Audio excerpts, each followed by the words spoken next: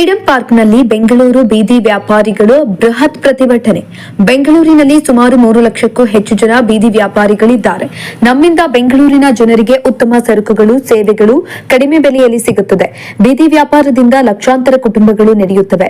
ಯಾವುದನ್ನ ಲೆಕ್ಕಿಸದೆ ಬೆಂಗಳೂರು ನಗರಾಭಿವೃದ್ಧಿ ಸಚಿವರು ಬೆಂಗಳೂರಿನ ಫುಟ್ಪಾತ್ನಲ್ಲಿ ಓಡಾಡಲು ಜಾಗ ಇಲ್ಲ ಅಂತ ಮೌಖಿಕ ಆದೇಶ ನೀಡಿದ್ರು. ಆದೇಶ ನೀಡಿದ್ದೇ ಅಧಿಕಾರಿಗಳ ತಂಡ ಜೆಸಿಬಿಯೊಡನೆ ಬಂದು ನಮ್ಮ ಗಾಡಿ ಸರಕನ್ನ ನಾಶ ಮಾಡಿ ಗಾಡಿಗಳನ್ನ ಜಪ್ತಿ ಮಾಡಿ ವ್ಯಾಪಾರಿಗಳನ್ನ ಅಡ್ಡಿಯಾಗಿದ್ದಾರೆ, ತೆರವುಗೊಳಿಸಿದ್ದಾರೆ. ಸರ್ವೋಚ್ಚ ನ್ಯಾಯಾಲಯ ಬೀದಿ ವ್ಯಾಪಾರ ಮೂಲಭೂತ ಹಕ್ಕು ಅಂತ ಘೋಷಿಸಿದೆ. ಬೀದಿ ಬದಿ ವ್ಯಾಪಾರಿಗಳ ಕಾನೂನು ಬಂದು 12 ವರ್ಷ ಆದ ಮೇಲೆ ಇನ್ನೂ ಸಹ ನಮ್ಮ ಘನತೆಗಾಗಿ, ವ್ಯಾಪಾರದ ಹಕ್ಕಿಗಾಗಿ ಪ್ರತಿಭಟನೆ ಆಗ್ತಾ ಇದೆ. ತಾವು ಕೂಡಲೇ ಫುಟ್ಪಾತ್ ತೆರವುಗೊಳಿಸುವ ಹೆಸರಿನಲ್ಲಿ ಬೀದಿ ಬದಿ ವ್ಯಾಪಾರಿಗಳನ್ನ ತೆರವು ಮಾಡಬೇಕೆಂದು ಆದೇಶಿಸಿದ್ದೀರಿ ಮತ್ತು ಅನುಷ್ಠಾನಗೊಳಿಸುವಲ್ಲಿ ಸರ್ಕಾರಿ ಸಿಬ್ಬಂದಿಗಳು ಜೆಸಿಬಿಯೊಂದಿಗೆ ನಿರತರಾಗಿದ್ದಾರೆ. ಜೀವನೋಪಾಯಕ್ಕಾಗಿ ಬೀದಿ ವ್ಯಾಪಾರಿಯವನ್ನ ಆಧರಿಸಿಕೊಂಡ ವ್ಯಾಪಾರಿಗಳನ್ನ ತೆರವುಗೊಳಿಸಿ ಬೀದಿ ಬದಿ ವ್ಯಾಪಾರವನ್ನ ಆಧರಿಸಿಕೊಂಡ ವ್ಯಾಪಾರಿಗಳನ್ನ ತೆರವುಗೊಳಿಸಿ ಅವರ ಜೀವನೋಪಾಯವನ್ನೇ ಮರಣ ಶಾಸನ ಬೀದಿ ಮಾಡುತ್ತಿರುವುದು ಅಮಾನವೀಯವಾಗಿದೆ. ನಾವು ಅಧಿಕೃತ ಬೀದಿ ಬದಿ ವ್ಯಾಪಾರಿಗಳಾಗಿದ್ದು ಮಳೆ, ಬಿಸಿಲು, ಚಳಿ ಎನ್ನದೆ ಸಾರ್ವಜನಿಕರಿಗೆ ಕೈಗೆಟುಕುವ ರೀತಿಯಲ್ಲಿ ಅವಶ್ಯಕ ವಸ್ತುಗಳನ್ನ ಮಾರಾಟ ಮಾಡಿ ನಮ್ಮ ಮತ್ತು ಕುಟುಂಬದ ಜೀವನೋಪಾಯ, ಆರೋಗ್ಯ, ಮಕ್ಕಳ ಶಿಕ್ಷಣ ಎಲ್ಲವನ್ನ ಬೀದಿ ಬದಿ ವ್ಯಾಪಾರದ ದಿನನಿತ್ಯದ ಆದಾಯದ ಮೇಲೆ ಆಧರಿಸಿದ್ದೇವೆ. ಅದು ಅಲ್ಲದೆ ಕೊರೋನಾ ಸಮಯದಲ್ಲಿ ಎಲ್ಲರಿಗೂ ಆಹಾರ ವಿತರಿಸುವಲ್ಲಿ, ಜೀವವನ್ನೇ ಲೆಕ್ಕಿಸದೆ ಆಹಾರ ಮುಟ್ಟಿಸಿ ಅನೇಕ ಜೀವಗಳನ್ನ ಉಳಿಸುವಲ್ಲಿ ಸಹಕಾರಿಯಾದ ನಮ್ಮನ್ನ ಕೊರೋನಾ ವಾರಿಯರ್ಸ್ ಎಂದು ಕೇಂದ್ರ ಮತ್ತು ರಾಜ್ಯ ಸರ್ಕಾರದಿಂದ ಪ್ರಶಂಸೆ ಮಾಡಲಾಗಿತ್ತು. ಬೀದಿ ಬದಿ ವ್ಯಾಪಾರಿಗಳ ಅಧಿನಿಯಮ 2014 ಪ್ರಕಾರ ತಾವು ಬೀದಿ ಬದಿ ವ್ಯಾಪಾರಿಗಳನ್ನ ಫುಟ್ಪಾತ್ ಹೆಸರಿನಲ್ಲಿ ತೆರವುಗೊಳಿಸುವ ಮುನ್ನ ಜೀವನೋಪಾಯ ರಕ್ಷಣೆ ಬಗ್ಗೆ ಒಂದು ಸಲ ಕೂಲಂಕುಷವಾಗಿ ವಿಚಾರ ಮಾಡುವುದು ತುಂಬಾ ಅವಶ್ಯಕವಾಗಿದೆ.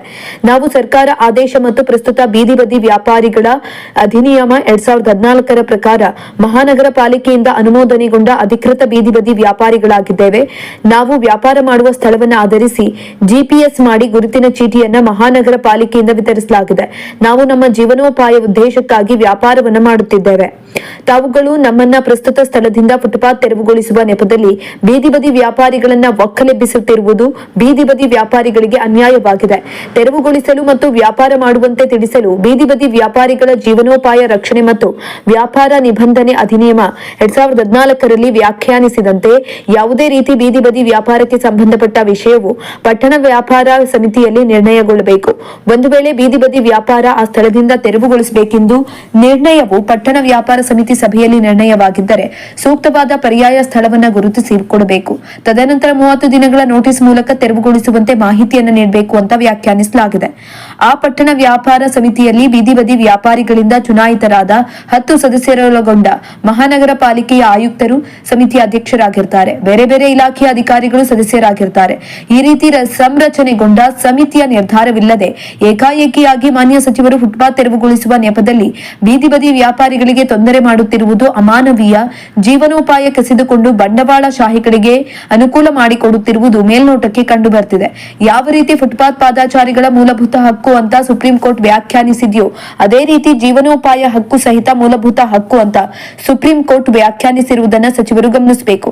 ಫುಟ್ಪಾತ್ ತೆರವುಗೊಳಿಸುತ್ತಿರುವುದು ಬೀದಿ ಬದಿ ವ್ಯಾಪಾರಿಗಳಿಗೆ ತೊಂದರೆಯಾಗ್ತಾ ಇದೆ ಮತ್ತು ಅದೇ ಫುಟ್ಪಾತ್ ಅನ್ನ ಅತಿಕ್ರಮಣ ಮಾಡಿಕೊಂಡ ಎಷ್ಟೋ ದೊಡ್ಡ ದೊಡ್ಡ ಅಂಗಡಿಗಳ, ಹೋಟೆಲ್ಗಳ ಬಂಡವಾಳಶಾಹಿಗಳಿಗೆ ಈ ಫುಟ್ಪಾತ್ ತೆರವು ಯಾಕೆ ಅನ್ವಯಿಸ್ತಾ ಇಲ್ಲ ಎನ್ನುವುದು ಯಕ್ಷ ಪ್ರಶ್ನೆಯಾಗಿದೆ. ಅದಕ್ಕಾಗಿ ಫುಟ್ಪಾತ್ ತೆರವು ಹೆಸರಿನಲ್ಲಿ ಬೀದಿ ಬದಿ ವ್ಯಾಪಾರಿಗಳನ್ನ ತೊಂದರೆ ಮಾಡುತ್ತಿರುವುದು ಬೀದಿ ಬದಿ ವ್ಯಾಪಾರಿಗಳ ಅಧಿನಿಯಮ 2014 ವಿರುದ್ಧವಾಗಿದೆ ಅಂತ ತಮ್ಮ ಅವಗಾಹನೆಗೆ ತರುತ್ತಿದ್ದೇವೆ. ಕಾರಣ ಸರಿಯಾದ ನಿರ್ಣಯವು ಪಟ್ಟಣ ವ್ಯಾಪಾರ ಸಮಿತಿಯಲ್ಲಿ ಆಗಬೇಕು. ತದನಂತರ ಮುಂದಿನ ಪ್ರಕ್ರಿಯೆ ಮಾಡಬಹುದು ಅಂತ ಈ ಮೂಲಕ ತಾವು ನಿರ್ಧಾರ ತೆಗೆದುಕೊಂಡ ಮತ್ತು ತೆರವುಗೊಳಿಸುತ್ತಿರುವುದನ್ನ ಮತ್ತೊಮ್ಮೆ ಅವಲೋಕನ ಮಾಡಬೇಕು ಅಂತ ಸದಸ್ಯರು, ಬೀದಿ ಬದಿ ವ್ಯಾಪಾರಿಗಳು ಹಾಗೂ ಅಧ್ಯಕ್ಷರು ಮಾತನಾಡಿ ಸರ್ಕಾರಕ್ಕೆ ಎಚ್ಚರಿಕೆ ನೀಡುವ ಮೂಲಕ ಪ್ರತಿಭಟನೆಯನ್ನ ನಡೆಸಿದರು. ಮಲ್ಲಿಕಾರ್ಜುನ್ ವಾಣಿ ಅಂತ ಕರ್ನಾಟಕ ಬೀದಿ ಬದಿ ವ್ಯಾಪಾರಿ ಸಂಘಟನೆ ಒಕ್ಕೂಟದ ರಾಜ್ಯ ಖಜಾಂಚಿ ಹಾಗೂ ಆರ್ ನಗರ ಟಿವಿಸಿ ಮೆಂಬರು. ಸರ್, ಎಲ್ಲಾ ಕಡೆನೂ ಏಕಾಏಕಿ ಒಕ್ಕಲು ಎಬ್ಬಿಸ್ತಾ ಇದಾರಲ್ವಾ, ಅದಕ್ಕೋಸ್ಕರ ಸ್ಟ್ರೈಕ್ ಮಾಡ್ತಾ ಇರೋದು ಸರ್. ಹೇಳ್ದೆ ಕೇಳಲಾರ್ದ, ಯಾವುದೇ ನೋಟಿಸ್ ಕೊಡ್ಲಾರ್ದಾನೆ ಎತ್ತಂಗಡಿ ಮಾಡ್ತಾ ಇದ್ದಾರೆ. ಅದಕ್ಕೋಸ್ಕರ ಇದು ಮಾಡ್ತಾ ಇರೋದು ತಪ್ಪು ಅಂತಂದು ಹೇಳಿ ಅವ್ರಿಗೆ ತಿಳುವಳಿಕೆ ಮಾಡೋದಕ್ಕೋಸ್ಕರ ಸ್ಟ್ರೈಕ್ ಮಾಡ್ತಾ ಇದ್ವಿ ಸರ್. ಸುಪ್ರೀಂ ಕೋರ್ಟ್ ಆರ್ಡರ್ ಆಗಿದೆ, ಬಟ್ ನಮಗೂ ಸುಪ್ರೀಂ ಕೋರ್ಟ್ ಕಾಯ್ದೆ ಮಾಡಿದೆ. ಬಟ್ ಏನಂದ್ರೆ ಯಾವುದೇ ಬೀದಿ ವ್ಯಾಪಾರಿಗಳನ್ನ ಒಕ್ಕಲು ಎಬ್ಬಿಸಬಾರ್ದು. ಒಕ್ಕಲು ಎಬ್ಬಿಸೋದಕ್ಕಿಂತ ಮುಂಚಿತವಾಗಿ 30 ದಿನ ಮುಂಚಿತವಾಗಿ ಕಾನೂನು ಪ್ರಕಾರ ಅವ್ರಿಗೆ ನೋಟಿಸ್ ಕೊಡಬೇಕು. ಬಟ್ ಏಕಾಏಕಿ ಬಂದ್ಬಿಟ್ಟು ಅವ್ರಿಗೆ ಎತ್ತಂಗಡಿ ಮಾಡಂಗಿಲ್ಲ. ಆದರೆ ಇವ್ರು ಬಂದ್ಬಿಟ್ಟು ಇವಾಗ ಏಕಾಏಕಿ ಬಂದ್ಬಿಟ್ಟು ಎತ್ತಂಗಡಿ ಮಾಡ್ತಾ ಇದ್ದಾರೆ. ಆಮೇಲೆ ಅವ್ರಿಗೆ ಬೇರೆ ಕಡೆಗೆ ಸುಸಜ್ಜಿತವಾದ ಒಂದು ಜಾಗ ಮಾಡಿಕೊಡ್ಬೇಕು, ವೆಂಡಿಂಗ್ ಝೋನ್ ಮಾಡಬೇಕು. ಬಟ್ ಅದು ಮಾಡ್ಕೊಳ್ಳಾರ್ದೆ ಇವ್ರು ಏನು ಹೇಳ್ತಾ ಇದ್ದಾರೆ ಅಂದರೆ ಹಿಂದ್ಗಡೆ ರೋಡಲ್ಲಿ ಹೋಗಿ ಅಂತಾರೆ. ಬಟ್ ಹಿಂದ್ಗಡೆ ಹೋಗೋದ್ರಲ್ಲಿಂದ ನಮಗೆ ಸೇಫ್ಟಿ ಇಲ್ಲ. ಇವಾಗ ನಮ್ಗೇನಂದ್ರೆ ಹಿಂದ್ಗಡೆ ರೋಡಲ್ಲಿ ಹಾಕಕ್ಕೆ ಹೇಳ್ತಾರೆ ಇವಾಗ ಸದ್ಯಕ್ಕೆ. ಹಿಂದ್ಗಡೆ ರೋಡಲ್ಲಿ ಇವಾಗ ಏನಂದ್ರೆ ಆಮೇಲೆ ಇನ್ನೊಬ್ರು ಬರ್ತಾರೆ, ಇನ್ನೊಂದು ರೋಡ್ಗೆ ಹಾಕೋ ಅಂತಾರೆ, ಇನ್ನೊಬ್ರು ಬರ್ತಾರೆ, ಇನ್ನೊಂದು ರೋಡ್ಗೆ ಹೋಗ್ತಾರೆ. ಬಟ್ ನಾವು ಎಲ್ಲಿ ಅಂತ ಹೋಗೋಣ? ಅದಕ್ಕೆ ನಾವು ಎಲ್ಲೂ ಹೋಗಲ್ಲ, ಇರೋ ಜಾಗದಲ್ಲೇ ಇರ್ತೀವಿ. ಬಟ್ ನಮಗೆ ವೆಂಡಿಂಗ್ ಝೋನ್ ಆಗಬೇಕು. ವೆಂಡಿಂಗ್ ಝೋನ್ ಆದಮೇಲೆ ಪ್ರತಿಯೊಬ್ಬ ಬೀದಿ ವ್ಯಾಪಾರಿಗಳನ್ನ ಅಲ್ಲಿ ಹೋಗ್ತಾರೆ. ಬಟ್ ವೆಂಡಿಂಗ್ ಝೋನ್ ಮಾಡಬೇಕಂದ್ರೆ ನೀವು ಯಾವುದೋ ಮೂಲೆಯಲ್ಲಿ ಕೊಟ್ಟರೆ ನಮ್ಗೆ ಆಗಲ್ಲ. ಅದರಲ್ಲಿ ಟೌನ್ ವೆಂಡಿಂಗ್ ಕಮಿಟಿ ಅಂತಂದೇಳಿ ಒಂದು ಕಮಿಟಿ ಇದೆ ಸರ್ಕಾರದಲ್ಲಿ. ಆ ಕಮಿಟಿ ಮುಖಾಂತರನೇ ನೀವು ವೆಂಡಿಂಗ್ ಝೋನ್ ಮಾಡಬೇಕಾಗುತ್ತೆ. ಆ ವೆಂಡಿಂಗ್ ಝೋನಲ್ಲಿ ಮಾಡಿಬಿಟ್ಟು ಅಲ್ಲಿ ಅವ್ರಿಗೆ ಬೀದಿ ವ್ಯಾಪಾರಿಗಳಿಗೆ ಏನೇನು ಸವಲತ್ತು ಬೇಕು, ಅವ್ರಿಗೆ ಸ್ಟೋರೇಜ್ ರೂಮು, ನೀರಿನ ವ್ಯವಸ್ಥೆ, ಶೌಚಾಲಯ ವ್ಯವಸ್ಥೆ ಅದೆಲ್ಲ ಮಾಡಿಬಿಟ್ಟು ಅದಕ್ಕೆ ಸರ್ಕಾರದಿಂದ ಇಷ್ಟು ಅಂತಂದು ಹೇಳ್ಬಿಟ್ಟು ಬಾಡಿಗೆ ಅಂತಂದು ಹೇಳ್ಬಿಟ್ಟು ಫಿಕ್ಸ್ ಮಾಡಬೇಕಾಗತ್ತೆ. ಅದ್ರ ಮುಖಾಂತರ ಅಲ್ಲಿ ಹೋಗ್ಬಿಟ್ಟು ವ್ಯಾಪಾರ ಮಾಡಬೇಕು. ಬಟ್ ಬಾಡಿಗೆ ಎಷ್ಟಿರುತ್ತೋ ಅಷ್ಟು ಬಾಡಿಗೆ ಕಟ್ಟಬೇಕು. ಆದರೆ ಇವರು ಏಕಾಏಕಿಯಾಗಿ ಇವತ್ತು ಇಲ್ಲಿ ಮೀಟಿಂಗ್ ನಡೀತಾ ಇದೆ, ಇಲ್ಲಿ ಸ್ಟ್ರೈಕ್ ಮಾಡ್ತಾ ಇದ್ದೀವಿ. ಸ್ಟ್ರೈಕ್ ಮಾಡ್ತಾ ಇದ್ರು ಅಲ್ಲಿ ಬೇರೆ ಕಡೆ ಎಲ್ಲ ಎತ್ತಂಗಡಿ ಮಾಡ್ತಾ ಇದ್ದಾರೆ. ಇವ್ರಿಗೇನಂದ್ರೆ ನಾವು ಬೀದಿ ವ್ಯಾಪಾರಿಗಳು ಅಂತಂದ್ರೆ ಇವ್ರಿಗೆ ಒಂಥರ ಏನೋ ಲೇಜಿ.